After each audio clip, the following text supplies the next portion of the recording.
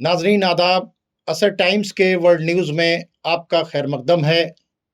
नाजरीन, समंदरों में इस वक्त हलचल मची हुई है और एक दूसरे के जहाज़ पकड़े जा रहे हैं और जैसा कि महसूस होता है कि अब बहुत जल्दी समंदरों के अंदर जंग शुरू हो जाएगी।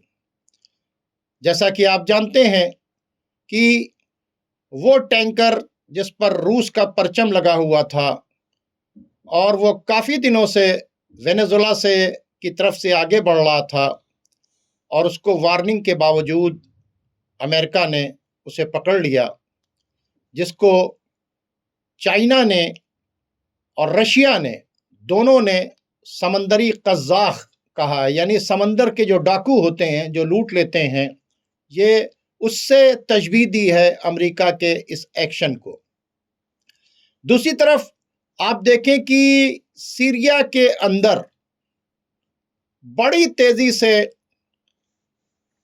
जो कुर्द फोर्सेस हैं और जौलानी की फोर्सेस हैं, उनमें आपस में टकराव बढ़ता चला जा रहा है और कत्ल और गारतगरी बहुत तेजी से आगे बढ़ रही है।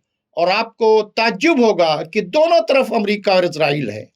कुर्द की तरफ भी अमेरिका इजराइल है और जौलानी की तरफ भी अमेरिका इजराइल है। और यही अमेरिका इजराइल वो है कि जिसने जौलानी को बैठाया था और जौलानी का काफ़ी दिनों से पता भी नहीं चल रहा है कि जौलानी कहाँ है, किस जगह है। खबरें आई कि वो इंजर्ड हो गया या मर गया, लेकिन उसके बाद से अभी तक वो दिखाई नहीं दिया। तो वो सीरिया जिसको पूरी तरीके से मिलकर अरब, इजराइल, अमेरिका और टर्की ने बर्बाद किया था और वहाँ पर जौलानी नाम के टेररिस्ट को बैठाया था, आज वहाँ के भी हालात बद से बदतर हो रहे हैं।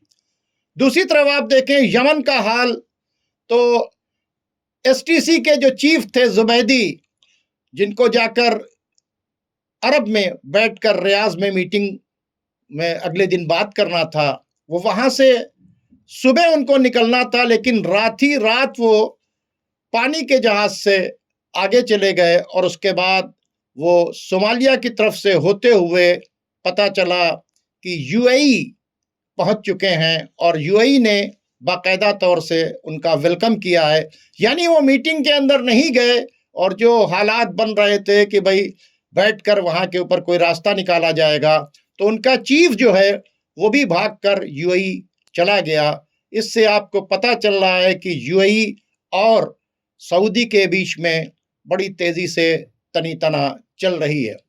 उसके अलावा आप देख रहे हैं कि ईरान को धमकी पे धमकी दी जा रही है। कभी काली टोपी लगाकर उस पर ईरान को धमकी दी जाती है और कभी खुलकर ये बात कही जा रही है कि हम वहाँ के इस सुप्रीम लीडर आयतुल्लाह खामनाई को हम उड़ा देंगे, हम उन्हें कत्ल कर देंगे। यानी दुनिया एक जंगल राज बनी हुई है।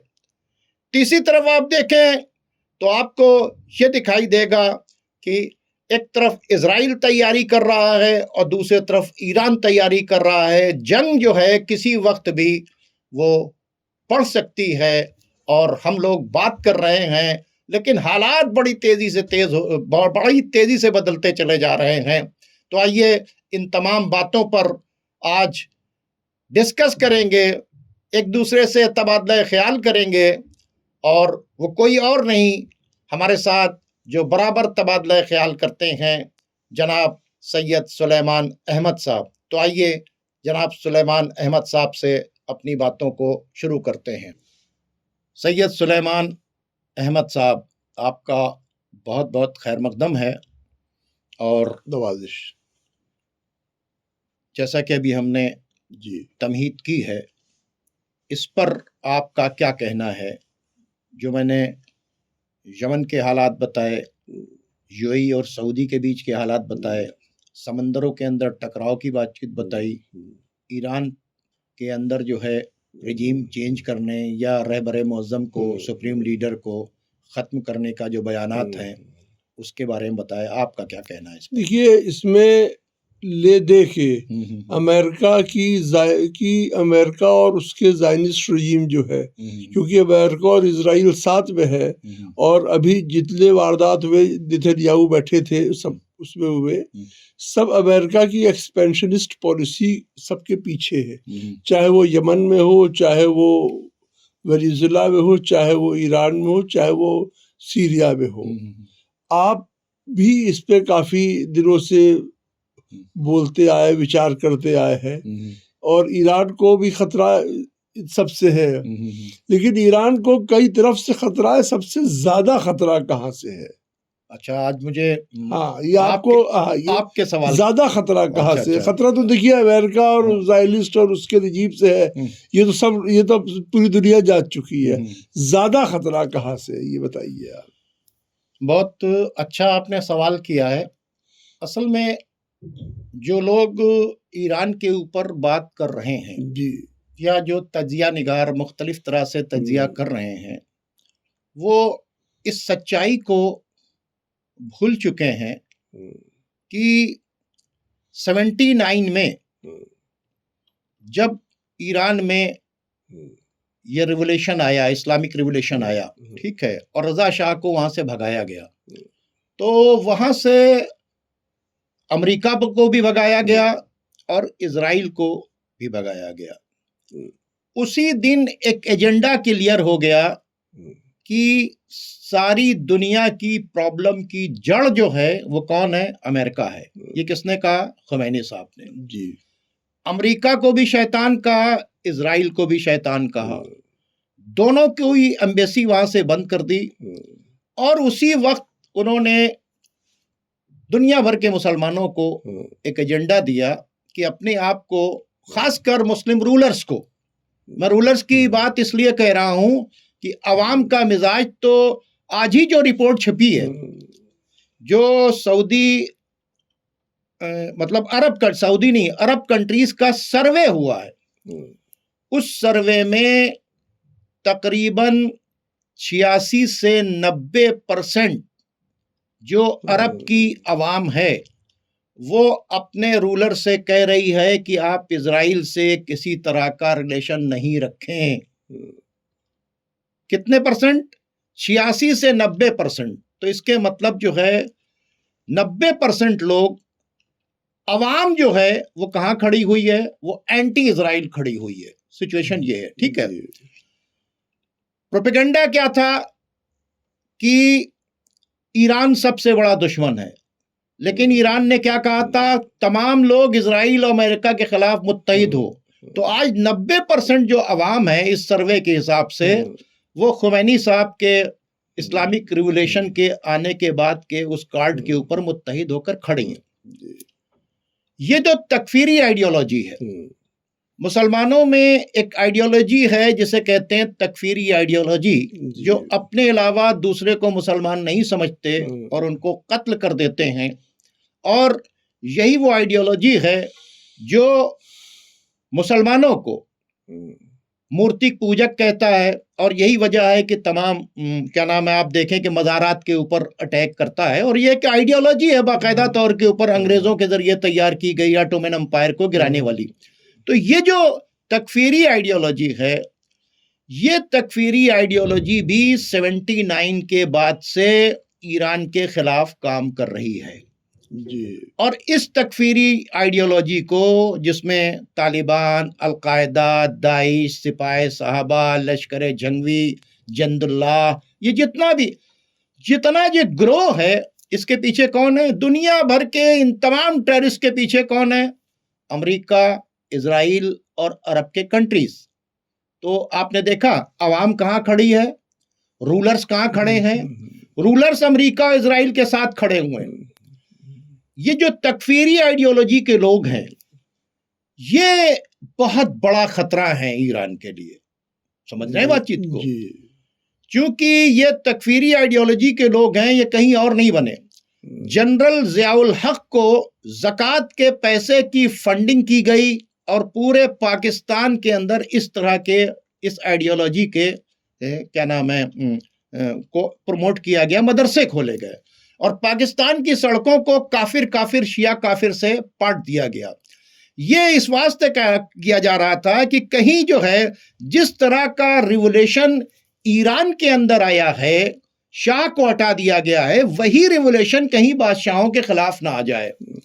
तो बादशाहों ने क्या किया और बादशाहों के सपोर्टर्स ने क्या किया, यानी अमेरिका ने और इजराइल ने, इन लोगों ने मिलने के बाद इस आइडियोलॉजी को तैयार किया और सबसे पहले बना सिपाही साहबा, ठीक है, उसके बाद लश्कर जंगवी, उसके बाद ये तमाम तंजीमें जो हैं धीरे धीरे जो थी ये सब के सब अफगानिस्तान के अंदर इकट्ठा हो गई, पाकिस्तान के अंदर इकट्ठा हो। और इस वक्त आप सोशल मीडिया उठाकर देखिए तो ये तकफीरी आइडियोलॉजी के लोग बिल्कुल वैसे ही बयान दे रहे हैं जिस तरह के बयानात बेंजामिन नेतन्याहू की तरफ से आ रहे हैं या ट्रंप की तरफ से आ रहे हैं या ज़ायनिस्ट लॉबी और तकफीरी लॉबी, ये दोनों मिलकर।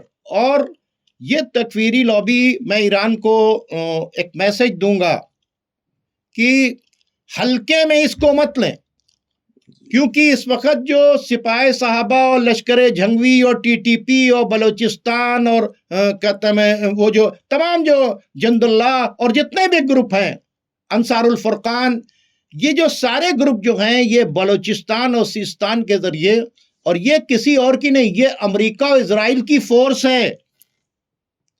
ये बहुत खतरनाक है। सबसे बड़ा खतरा अगर ईरान को किसी से है तो वो इन लोगों से है, क्योंकि इनको बाकायदा तौर पर उनको कहना है कि भाई शिया मुल्क है, ये मुस्लिम है ही नहीं, ठीक है। वो एक तकफीरी लॉबी जो है वो बहुत पूरी तरीके से एक्टिव, और पाकिस्तान के अंदर इसको पाकिस्तान गवर्नमेंट ने बहुत बहुत तकवीत पहुंचाई है। हालात ये हैं कि उसी पाकिस्तान के अंदर इस तकफीरी लॉबी को एक्सपोज करने की वजह से क्या हुआ, वहां का एक रिलीजियस स्पीकर था, इंजीनियर मोहम्मद अली मिर्जा, उसको उठाकर पाकिस्तान की गवर्नमेंट ने जेल में डाल दिया, ठीक है, जो तकफीरी आइडियोलॉजी के अगेंस्ट में था। अभी आप देखिए कि यासीन कादरी, उनको उठाकर जेल के अंदर डाल दिया गया। अभी देखिए मुफ्ती फजल बचे हुए हैं, सदाकत अली फरीदी बचे हुए हैं, या इस तरह के वो लोग या वो तंजीमें जो इस तकफीरी आइडियोलॉजी के अगेंस्ट हैं और शिया सुन्नी को ज्वाइन करना चाहती हैं, जो प्रो ईरान हैं, ठीक है। तो पाकिस्तान के अंदर सबसे ज्यादा जो ये टेररिस्ट ऑर्गेनाइजेशन जो पनप रही है, ये कहाँ पनप रही है? पाकिस्तान के अंदर। और जनरल मुनीर उसे कंट्रोल नहीं कर रहे हैं। जनरल मुनीर जो है वो ट्रंप के आदमी है, आप समझ जाए बातचीत को।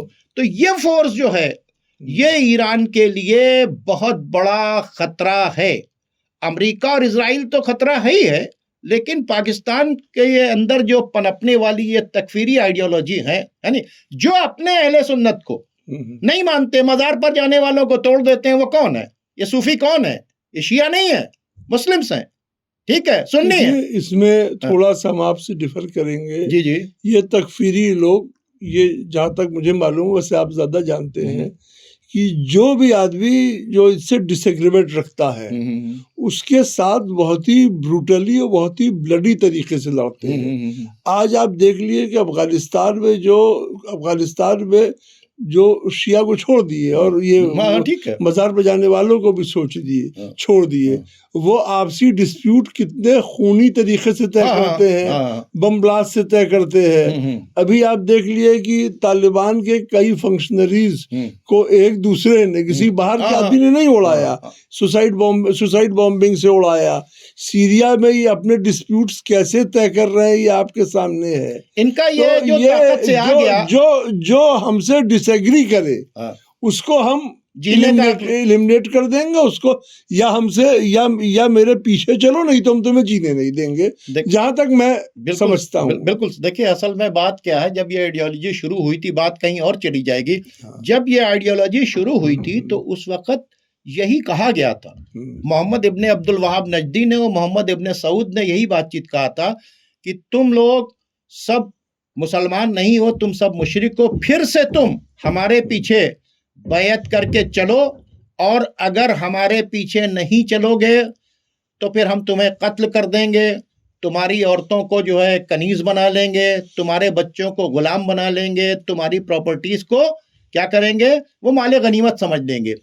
तो ये जो जिहाद के नाम पर तकफीरी आइडियोलॉजी, ये किसी और ने नहीं, ये डिवाइड एंड रूल का खेल करने वाले अंग्रेजों ने ऑटोमन एम्पायर को खड़ा करने के लिए, खत्म करने के लिए, ऑटोमन एम्पायर को खत्म करने के लिए मोहम्मद इब्ने सऊद और मोहम्मद इब्ने अब्दुल वहाब नजदी को तैयार किया था।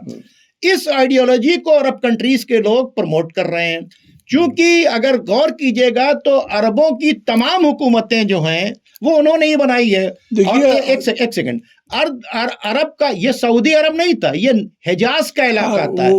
ठीक है, इसको अगर कट शॉर्ट करें तो जी, पहले अरब में भी एक एंटी वेस्ट बहुत बड़ा मूवमेंट था, इख्वान वगैरह था। जी। लेकिन ये अरब में पैसा वगैरह आने के बाद और जो इनके हुक्मरान थे उन्होंने अपने क्लर्जी को मैनेज किया, जो मैनेज ये क्लर्जी मैनेज लोग हैं, ये क्लर्जी मैनेज किया। और आज पाकिस्तान में जितना भी जो एड आ रहा है वो वहाँ क्लर्जी इंस्टीट्यूशंस के थ्रू आ रहा है। और ये जो इख्वान वगैरह जो पहले एंटी अमेरिकन थे, यहाँ तक कि अलकायदा भी जो एंटी अमेरिकन कसम खा के बनी, उसको अमेरिका ने अपने डिटरेंट्स के लिए यूज किया। ठीक है, उनका खतरा दिखा के पूरी दुनिया को एक किया। और जब इख्तिलाफ का, लड़ाई का वक्त आया तो ये सारे अमेरिका के साथ खड़े हैं। देखिए देखिए ये बात मैं आपको बताऊं, मैं नहीं, मेरी जो प्रोग्राम को देख रहे हैं वो खुद जाएं गूगल के ऊपर, एक लफ्ज लिखें, Hillary Clinton we created al-Qaeda. आपके सामने हिलरी क्लिंटन का वीडियो आ जाएगा जिसने बताया कि हमने जो है अलकायदा को क्रिएट किया है। ये कोई ढकी छुपी नहीं है। अलकायदा हो, आईसिस हो, तालिबान हो, लश्कर हो, ये जितनी भी तंजीमें हैं, ये तकफीरी आइडियोलॉजी की लोग हैं, ये तकफीरी लोग हैं। और इनको बनाया किसने है? एक तकफीरी फिक्र है और उस तकफीरी फिक्र के लोग। तो ये जो लोग हैं ये ईरान के लिए बहुत ज्यादा खतरनाक हैं और ये बाकायदा छुपे नहीं हैं। पाकिस्तान की सड़कों के ऊपर ये एंटी ईरान नारे लगा रहे हैं, ठीक है, एंटी शिया नारे लगा रहे हैं। ये पूरी तरीके से जिहाद करने के लिए तैयार हैं और अमेरिका इनको वहां के ऊपर भेजने के लिए तैयार। कुछ पाकिस्तान के ही मीडिया रिपोर्ट्स ये हैं कि जो पाकिस्तान की इंटर सर्विसेज वो इंटेलिजेंस वो है, आईएसआई है, वो इतने टाइम एंटी ईरान जो प्रेस के लोग हैं उसको फाइनेंस कर रही है और एंटी ईरान को वो फाइनेंस कर रही है। अगला सवाल हम करेंगे। एक सेकंड, खामनाई साहब मुल्क छोड़ के जा रहे हैं, ये न्यूज भी किसी और ने नहीं चलाई, ये पाकिस्तान से ही चली है। आईएसआई मैनेज कर रही है, आईएसआई मैनेज कर रही है, पैसा दे रही है लोगों को। यहाँ तक कि फेसबुक पे जिनके ज्यादा फॉलोअर्स हैं उनको भी वो करवा रही है। वहाँ के लोग खुद कह रहे हैं कि $1000 एक उसका दे रहे हैं, वो सारी चीज उसको छोड़िए। एक सवाल और हम आपसे करेंगे कि देखिए इतने टाइम जो रिपोर्ट्स आ रही हैं कि जितने सर्वाइलेंस प्लेन अमेरिका के उड़ रहे हैं ज्यादातर पाकिस्तानी बेसिस से उड़ रहे हैं। इसके अलावा इराक में डेल्टा फोर्स की फौज आ चुकी है। इराक में जो अमेरिकन बेसिस हैं उसमें डेल्टा फोर्स की फौज आ चुकी है। और ईरान के आसपास करीब 35-40 बेसिस ईरान के किनारे किनारे हैं। सऊदी अरब में है, यूएई में है, कतर में है, टर्की में है, ओमान में है, कुवैत में है, इन सारे मुल्कों में है। जो जितने बेसिस हैं सब पे मिलिट्री मूवमेंट बहुत तेज हो गया है। एयरफोर्स के भी जहाज आ रहे हैं, और जो जिन आप ऑर्गेनाइजेशंस का, टेररिस्ट ऑर्गेनाइजेशन का नाम लेते हैं, हो सकता है ये बलूचिस्तान से ऑपरेट करें और पाकिस्तानी आर्मी इनको शायद कवर भी दे।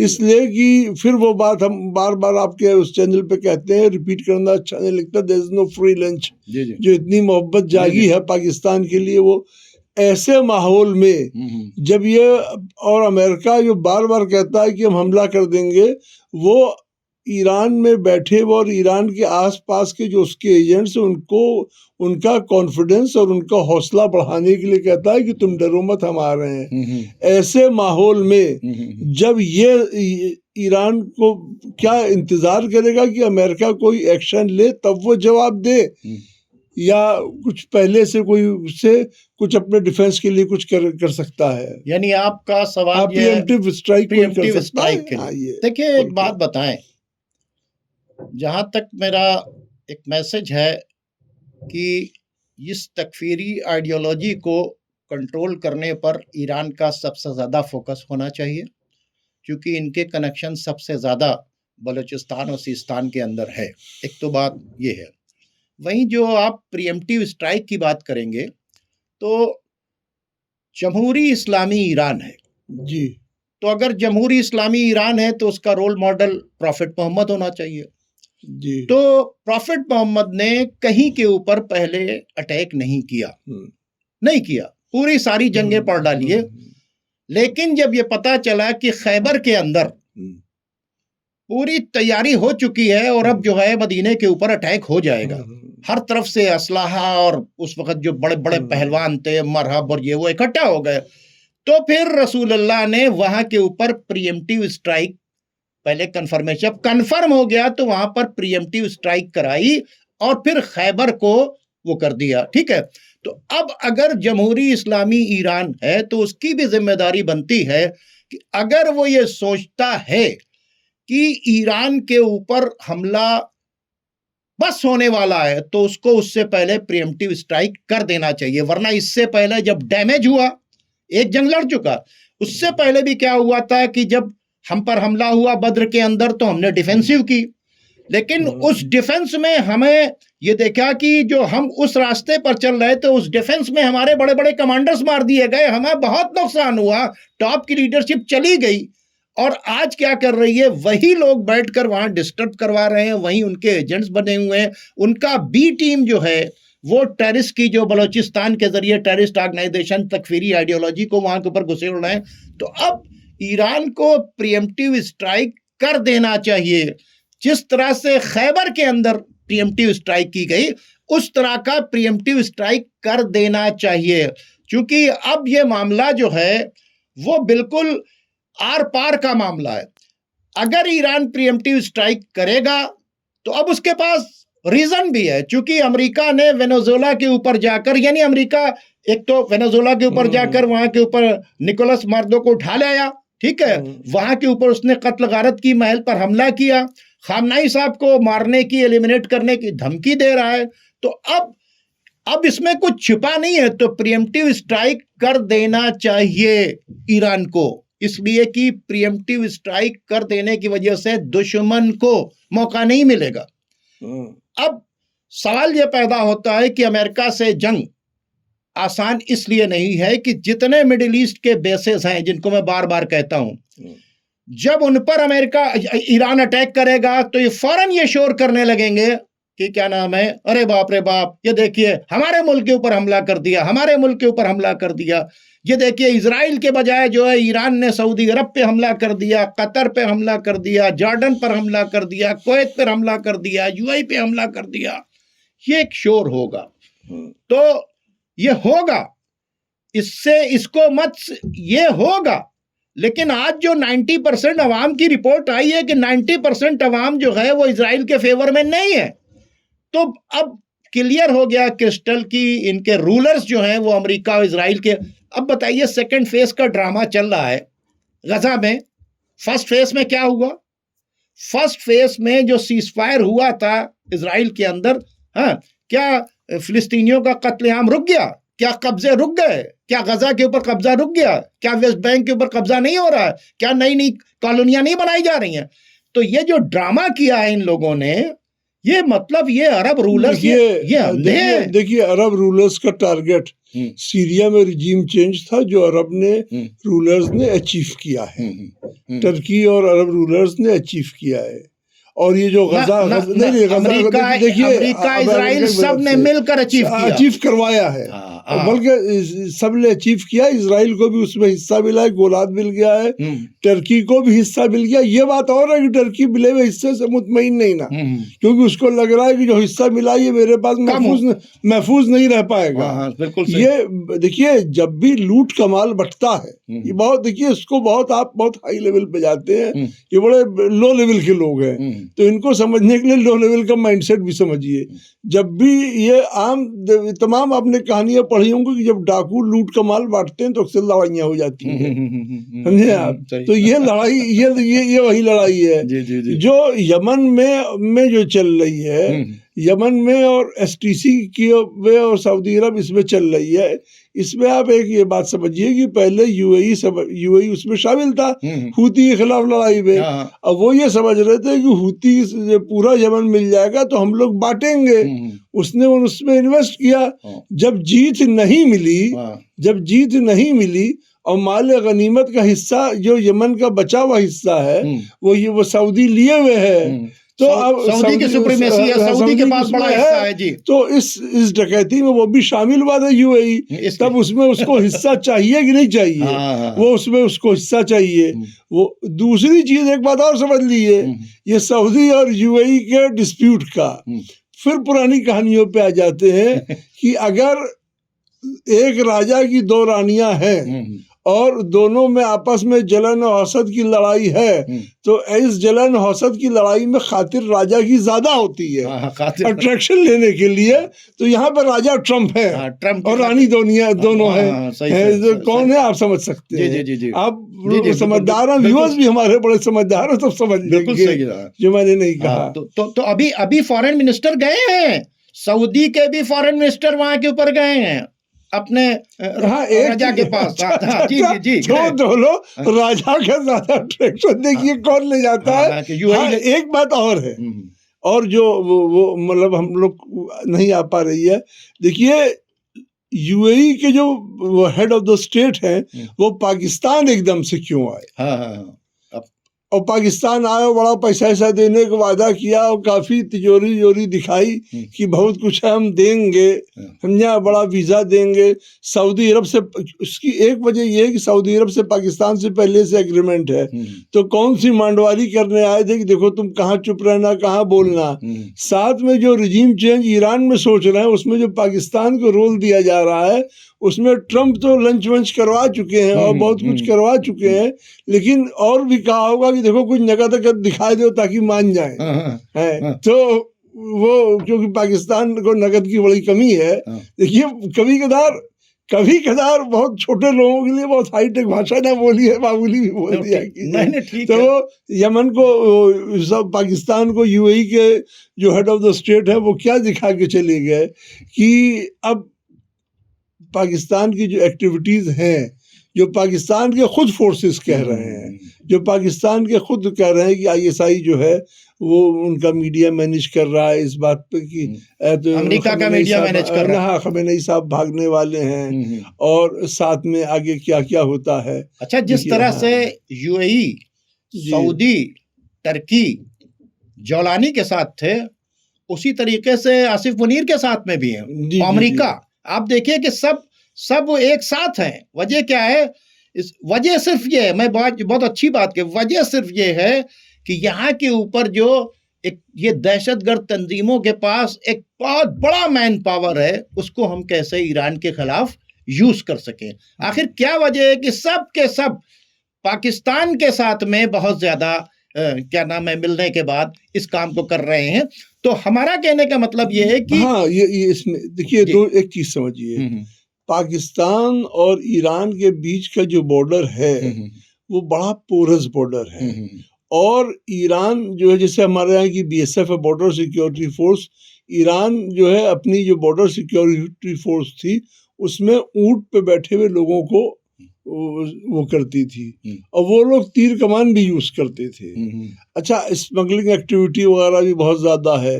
और देखिए दुनिया में ये जो पासपोर्ट एक्ट है, ये पासपोर्ट वगैरह ये 1920 वगैरह से आया है।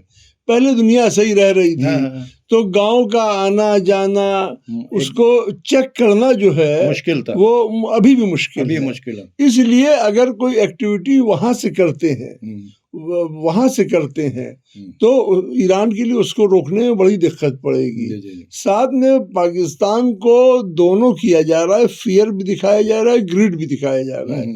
फियर ये दिखाया जा रहा है कि देखो अगर तुम मेरे कहने पर ना चले तो तालिबान जो है, तहरीक तालिबान से और BLA से तुम्हें तोड़वा देंगे, तुम्हें टुकड़े टुकड़े कर देंगे, है कि नहीं। और दूसरी तरफ ये है कि ग्रिड ये दी जा रही है कि देखो पैसा ऐसा हमारे पास बहुत है, खर्चा पानी ठीक से मिलेगा तुम्हें, खर्चा पानी ठीक से मिलेगा और कोई नगद की कोई कमी ना रहेगी तुम्हारे पास, ये बताया जा रहा है। तो बहरहाल ये इस वक्त की बड़ी खतरनाक सिचुएशन है जिसमें हम लोगों ने बड़े ही सॉफ्ट अंदाज के अंदर इन बातों को हंस के रख दिया, लेकिन हकीकत ये है कि अमेरिका जिस तरह की दादागिरी और गुंडागिरी कर रहा है, उसकी खुशामद पसंदी में, उसकी चापलूसी में पूरा अरब वर्ल्ड, मुस्लिम ममालिक लगे हुए हैं, और ये जो दहशतगर्द तंजीमें हैं वो लगे हुई हैं। और ये देखना चाहिए, इनको समझ लेना चाहिए कि जब वो यूरोप के अपने कंट्रीज के लिए इतना लालची है कि वो धमकी दे रहा है कि ग्रीनलैंड को हम अभी कब्जा कर लेंगे, ठीक है, 2 महीने के अंदर मुझे ये सारी चीजें चाहिए, हमको सिंपली दे दो वरना हम इसको जो है क्या नाम है जबरदस्ती पावर के साथ में ले रहेंगे।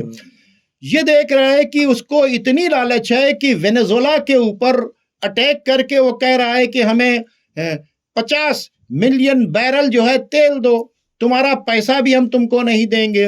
वहां से निकलने वाले जो जहाज हैं उनके ऊपर बाकायदा तौर के ऊपर जो, भाई जाहिर सी बातचीत है, जो चाइना ने वहां इन्वेस्ट किया है, कहाँ के ऊपर, वेनेजुएला में, हाँ, तो इन्वेस्ट जो किया है तो सलमान साहब उसके ऊपर तो बाकायदा तौर के ऊपर उसका इन्वेस्टमेंट है, इन्वेस्टमेंट की सिक्योरिटी है। चाइना ने ऑयल फैसिलिटीज डेवलप करने में इन्वेस्ट किया और रोड्स वगैरह में, ताकि तेल मिलता रहे, उसे तेल मिलता रहे, मूवमेंट में आना जाना ना हो।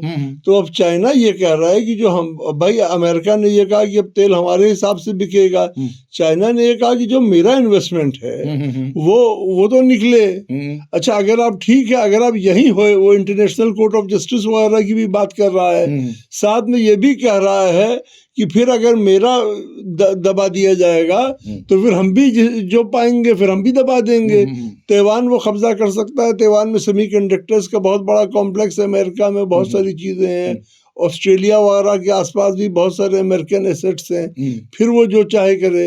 ये एक दौर शुरू हो गया है, रशियन शिप्स को रोका अमेरिका ने वेनेजुएला के आसपास, रशिया ने भी किसी जगह पे अमेरिकन जहाज को रोका है, और उन्होंने कहा भी मैं टॉर्पीडो से हमला करूंगा। और रशिया ने अपने 8 नेवल वेसल्स, जिसमें न्यूक्लियर पावर्ड सबमरीन है और बड़े बड़े डिस्ट्रॉयर्स और भी नेवल वेसल्स हैं, वेनेजुएला के पास लगाए हैं। साथ में ब्लैक सी का रास्ता रशिया पहले ही रोक चुका है। ये सारी सिचुएशन जो बन रही है, ये दुनिया के लिए बहुत ही खतरनाक सिचुएशन बन रही है। वर्ल्ड वॉर 3 जैसी सिचुएशन जो है ये तैयार हुई जा रही है। अच्छा, अमेरिका की एक बहुत बड़ी मजबूरी है कि अमेरिकन इकोनॉमी इतनी बुरी शेप में थी कि उसका डेट बहुत था, 38.5 ट्रिलियन, जिसका इंटरेस्ट इतना था कि वो अमेरिका के हेल्थ बजट या डिफेंस बजट के बराबर था।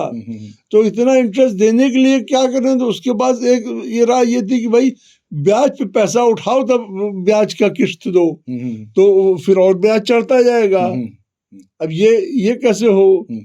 अच्छा, या ये है कि खर्चा कम करो, खर्चा कम करो तो सुपर पावर है, पब्लिक भी, एक तो पब्लिक भी नाराज हो जाएगी, साथ में डेवलपमेंट भी रुक जाएगा, और सुपर पावर की जो जितनी वो है वो भी नहीं कर सकते, तो ये दोनों नहीं कर सकते। तीसरा वो एक ये है कि वो डॉलर को डिवैल्यू करने के लिए कि अगर 30% डिवैल्यू कर दिया तो 30% पैसा यूं ही मार दिया हमने, तो 30% जो पैसा मार दिया वो चला गया। तो जो गोल्ड और प्रेशियस मेटल सारे भाग रहे हैं, ऊपर रेट ऊपर जा रहे हैं, ये सॉवरन बाइंग की, ये मुल्कों की रिजर्व बैंक खरीद रहा है। ये इसीलिए खरीद रहा है कि अमेरिका से वो समझ रहे हैं कि वो एक दिन डॉलर को डिवैल्यू करके जो है वो करेगा।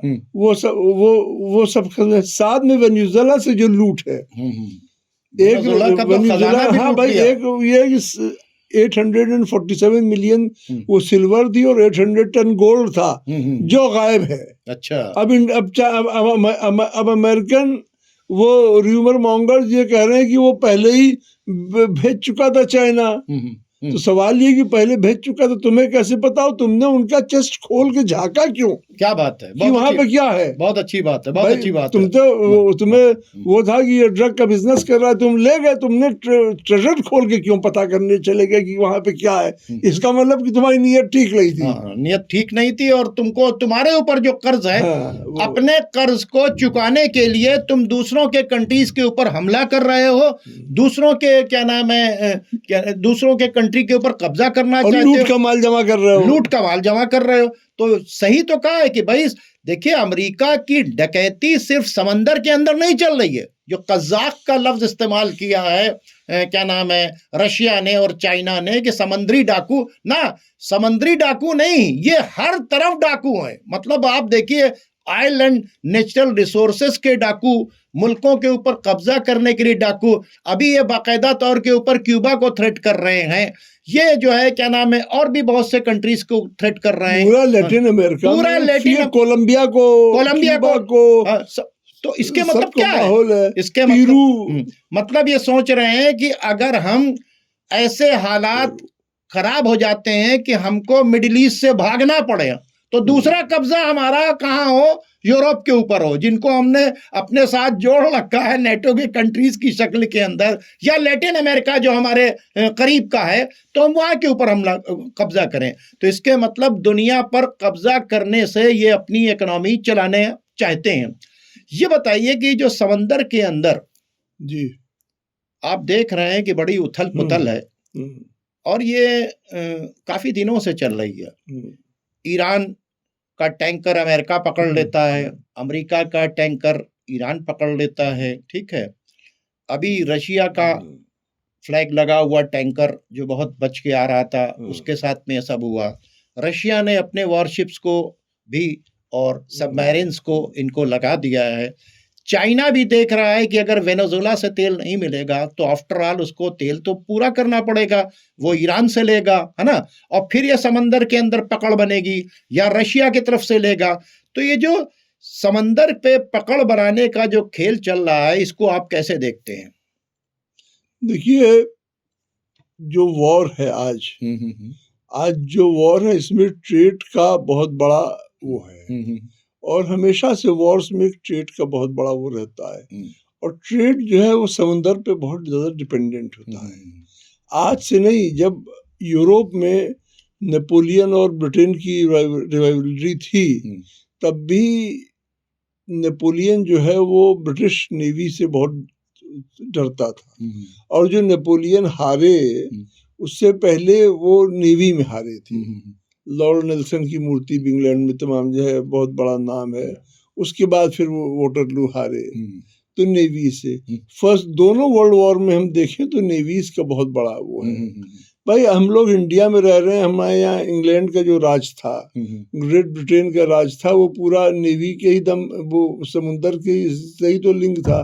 तो जो समुद्री लिंक है ये बहुत वाइटल लिंक है, और ऑयल पे जो सुप्रीमेसी है, इसलिए कि आज के दिन में सारा डेवलपमेंट मशीन पे है, और मशीन जो है वो ऑयल पे चल रही है। अगर आप कोई प्रोजेक्ट डेवलप करते हैं, कोई माइन डेवलप करते हैं, कोई रोड डेवलपमेंट करते हैं, तो 40% इसमें फ्यूल कॉस्ट होता है। अगर आप हाईवे बना रहे हैं, जैसे यहाँ पे यूपी गवर्नमेंट जगह जगह बना रही है, तो पहले आप देखिए डंपर दौड़ेंगे और वो सब एक्सक्यूटर दौड़ेंगे, तो सब ऑयल का होता है। तो डेवलपमेंट को अगर उनको कंट्रोल करना है तो उनको ऑयल को कंट्रोल करना है।